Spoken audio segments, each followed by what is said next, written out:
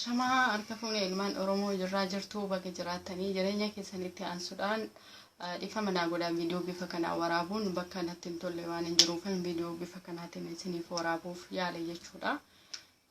Viidiyoo kanas kan na waraabsise keessaa yeroo ammaa oppiidiyoon gamoo ijaarra jechuudhaan gamoo eebbisiifne jedhanii suuraa kaasanii FB irratti gadi gallakkisuun akkasumas uummata Oromoo keessa deemuudhaan sammuu uummata Oromoo ittiin qabuuf yookaan tooftaa siyaasa silaa isaan uummata Oromoo sammuu isaanii ittiin adoochuuf ka'an keessaa tokko kana jechuudha.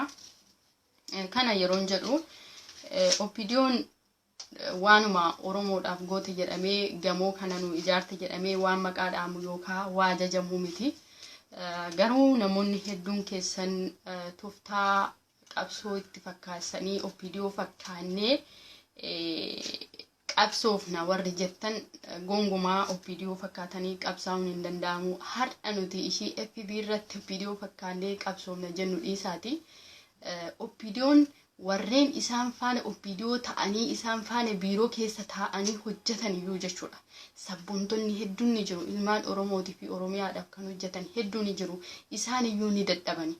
Isaan iyyuu tooftaa yookaan siyaasa oppiidiyoon itti fayyadamtee hawaasa keenya silaa sammuu garboomsaa jirtu isaanuu hin dadhabani. Garuu nuti an akka kootti an kan dhuunfaa kootitti hubannoo nali yookaan gochaa oppiidiyoon gochaa jirtu keessaa amman arge yookaan amman qabatamaan arge yoon dubbadhu. Oppiidiyoon parsantii 99 qabeenya Oromiyaa saamteet parsantii takka gadi uummata Oromootiif waa gooti.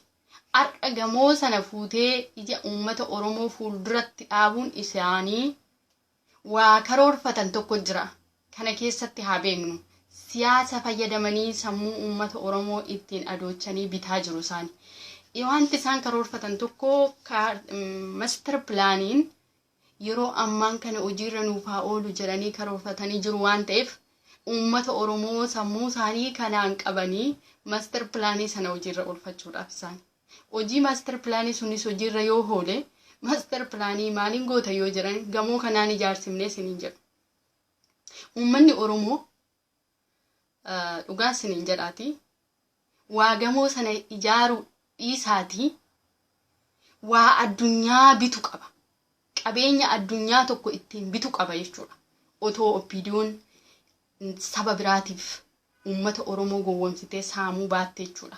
Ilaa wantoonni gurguddoon warshaalee garaagaraatiin oomishamee biyya Oromiyaa irraa karaa alaatti darbu haa hafuutii kaffaltiin barattoonni mana barumsaatti kaffalanii mana barumsaa galmaahan gamoo sana ni ijaara.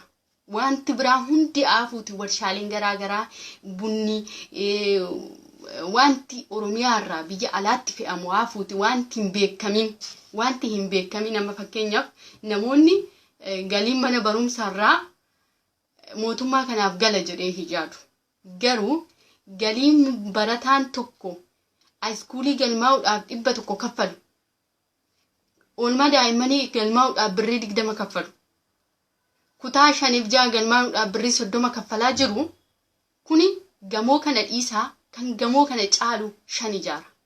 Hin gowwoomfaminaa yaa ilmaan Oromoo. Garuu immoo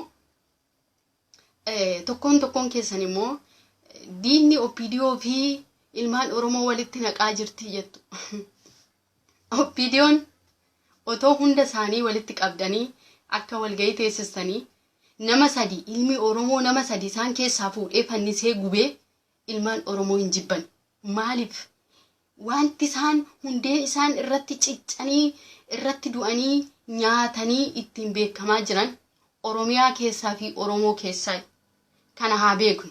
Oppiidiyoon nu jibbitii yoo nuti oppiidiyoo irratti duullee warra jettaniif jechuudha. Oppiidiyoo irratti duuluun keenya oppiidiyoo sirreessuudha malee oppiidiyoo gubuuf yookaan ajjeesuuf miti. Gochaashiin gootu tokkoon itti muudha. Wanti tokko immoo oppiidiyoon ilmaan Oromoo yeroo ajjeefaman rasaasa wayyaaneen itti gadi gaggeessu sun osoo oppiidiyoodhaan hin mallatteeffamin Hawaasa Oromoo takkan gallattifamne beeka. Oppiidiyoon mallatteesseet akka isaan Oromiyaa keessa gadi raabsamanii ilmaan Oromoo ajjeesan taasisa. Ilmaan Oromoo immoo du'aniif maaf du'anii yoo jedhan hattootatu du'ee nama jedhuuf har'a oppiidiyoo waan goote jennee maqaa isaa dha'uu dandeenya. Oppiidiyoo hunda miti isiniin jedhe. Karaa biraatiin oppiidiyoon baay'ee nu sodaatti. Har'a nuti oppiidiyoo waan goote jennee ummata Oromoo sammuu isaa hadochuu osoo hin taane ummata Oromoo oppiidiyootti qaruu qabna. Balleessaa oppiidiyoon gochaa oppiidiyoon ilmaan Oromoo irratti hojjechaa jirtu hittimne ummata Oromoo oppiidiyootti kakaasuu qabna malee oppiidiyoo irraa oppiidiyoon akkas nu goote jennee ummata Oromootti odeessuu hin qabnu. Oppiidiyoon ammas kan ishii sodaachaa jirtu warra biyya alaa taa'ee feesbuukiin dubbatu miti. Warra Ameerikaa taa'ee hiriira nagaa ba'u miti. Kan ishiin sodaachaa jirtu gaafa uummanni Oromoo biyya keessa jiru bakka jiru dammaqiinsaan oppiidiyootti ka'e oppiidiyoon akka baddu beekamaadha. Kana sodaataniiti uummata Oromoo sammuu isaanii kan adoochaa jiran jechuudha. Kanaaf nuti gocha oppiidiyoon tokko hojjatte yoo dubbatameen dhumu amma silaa oppiidiyoo wajjin sochootanii agartanitti gochaan oppiidiyoo gaariidha jettanii hin dubbatina. Amma ofii keessanii biyya alaa teessanii egaa biyya alaati baatan waggaa 30 waggaa 40 lakkoofsiftanii hojii oppiidiyoo osoo hin argin oppiidiyoon kana nu gootan jedhina. Kanaaf amma waa tokkotu jira fakkeenya isinii fudhadhachuudha. Aanaa Dandii keessa bosona Cellimoo kan jedhu tokko gurguramee ture. Maaf gurguramee jedhee barataan gaafannaan mana barumsaa tokko hanga afurii tuttiin ijaarramee jedhee deebisaa deebi'e. Kanagaa uummanni Oromoo silaa qabeenyi Oromiyaa ishuma mana barumsaa ittiin ijaarratu sana dhabeeti. Oppiidiyoon yeroo hawaasa Oromoo keessa gadi deemtu waa gaariidhaaf deemti isinitti fakkaatin bakka seena qabeessa yookaan bakka gatii baasu sana ilaalti.